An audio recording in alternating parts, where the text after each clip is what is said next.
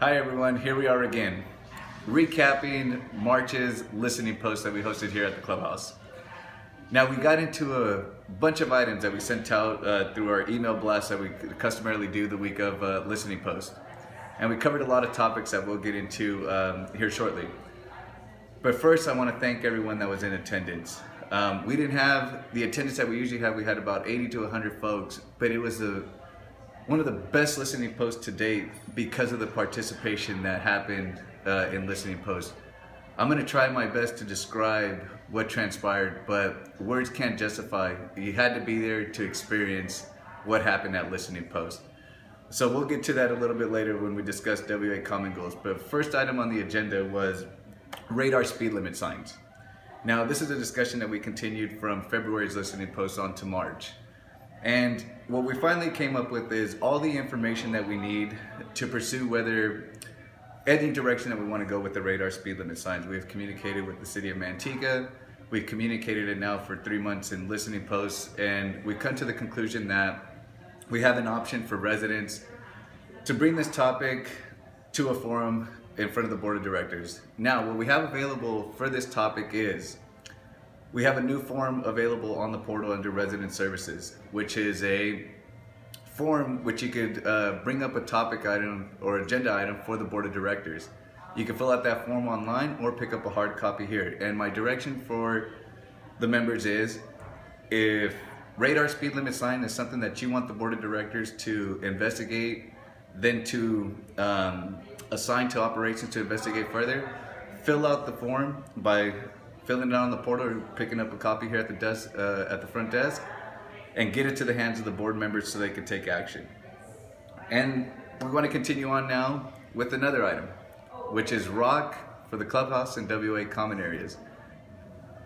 So here we are now to cover rock for the clubhouse and WA common areas. We've had the display case out now for several weeks, and it's something that we brought forth in February's listening post. And we asked residents to come forward, fill out the suggestion forms for us to build a recommendation for the board of directors. Now, our results are in and we've tallied them up, and we have some rocks that have become more suggested than others, or more recommended than others. And the rocks, I'll show them to you now. Rocks that are at the top of the list, beginning with Woodstone, Sonoma Gold, Mexican Pebble, and Lodi Gold. And last but not least, Deco River Rock. All these recommendations came in on an average of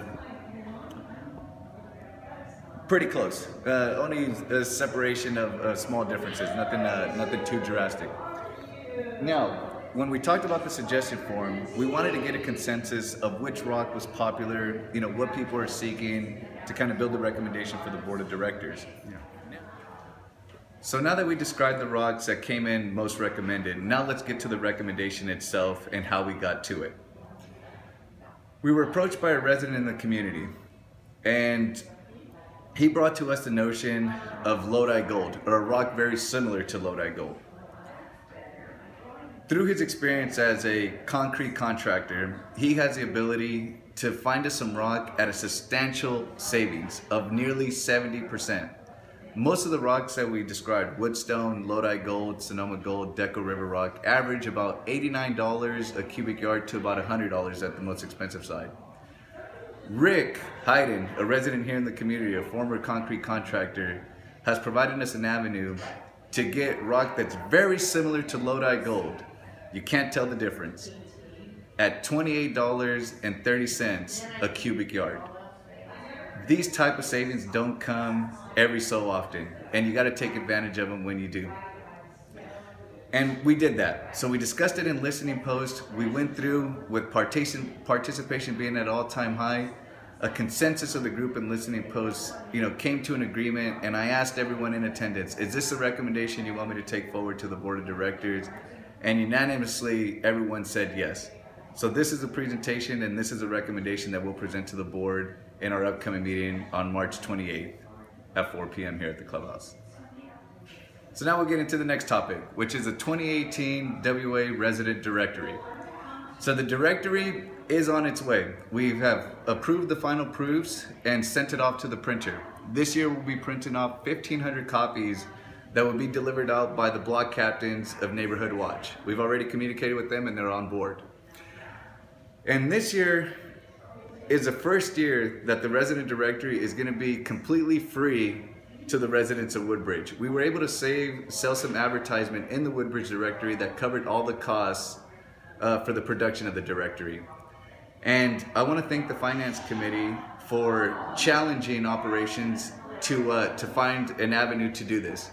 Without them challenging us, it would have been something that we wouldn't have executed. And I want to thank them for challenging us and providing an avenue for us to make some improvements. And I also want to thank an important person as well too.